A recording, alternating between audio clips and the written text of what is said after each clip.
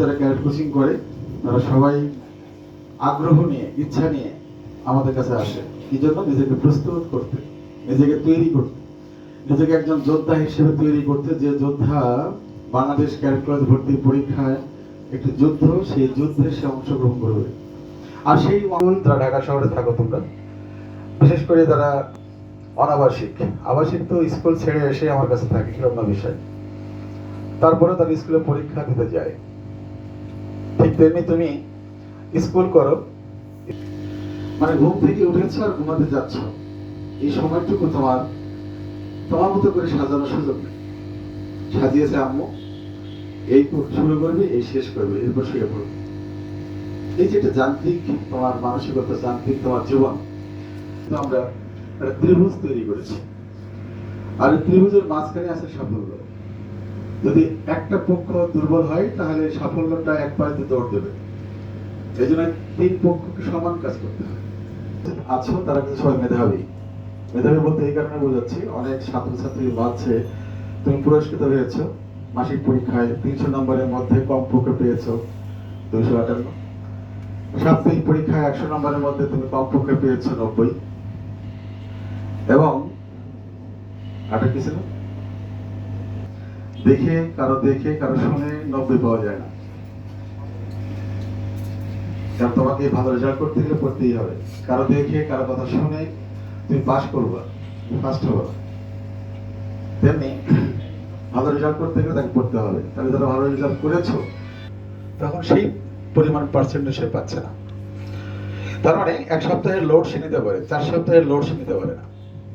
আর নিতে পারে কি পারে না, এটা পরীক্ষার জন্য তো পরীক্ষা, ভেঙে পড়ার কারণ নেই। আমাদের হাতে এখন 2 মাস 2.5 মাস সময় আছে। এই সময়ের মধ্যে অনেক কিছুই পরিবর্তনের সুযোগ আছে। তোমার ভিতরে আছে এটা প্রমাণিত, তোমার এখানে আছে এটা প্রমাণিত।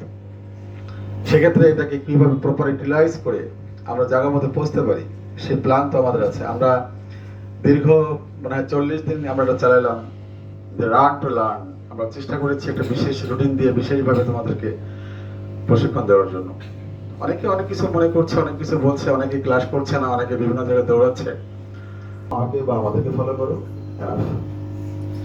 আমাদের সিলেবাস, আমাদের ডায়েরি, আমাদের কার্যক্রম, যদি কোনো ছাত্র এবং ছাত্রী মনে করে যে স্যার আপনার সকল কিছু আমি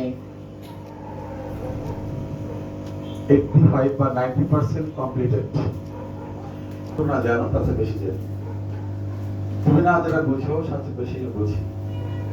আমি যে ততদিনের অভিজ্ঞতা নিয়ে এই দাবির কথা বলছি, সেই অভিজ্ঞতাগুলি একসাথে করে তোমার মধ্যে একজন শিক্ষার্থীকে তৈরি করে ক্যাডেট কলেজ ভর্তি পরীক্ষায় ভালো রেজাল্ট করা, এটা আমার জন্য খুব কঠিন কিছু না।